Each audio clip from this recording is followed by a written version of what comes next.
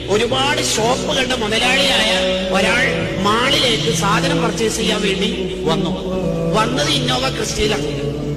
അയാള് തന്റെ വണ്ടി ലോക്ക് ചെയ്ത് ഷോപ്പിലേക്ക് കയറി സാധനം പർച്ചേസ് ചെയ്തുകൊണ്ടിരിക്കുമ്പോൾ അയാളെ ഇടനെഞ്ചിതിന് വേദന.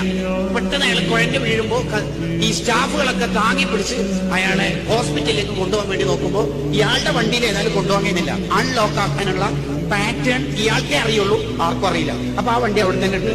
ഈ ഷോപ്പിലുള്ള വണ്ടികളൊക്കെ ഡെലിവറിക്ക് പോയിട്ടുണ്ട്. ഒരു രക്ഷയിൽ ഒരു വണ്ടിയുമില്ല.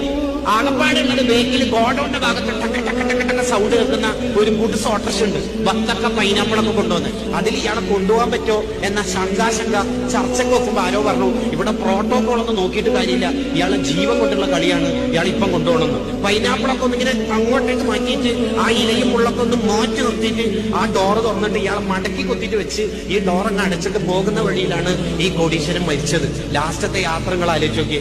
ഇത്രയേ ഉള്ളൂ. ഈ തിരിച്ചറിവ് നമുക്കില്ലാത്തതുകൊണ്ടാണ്, നമുക്ക് കുറച്ച് പണം ഉള്ളത് കൊണ്ട് നമുക്ക് എന്തോ തോന്നുന്നത്.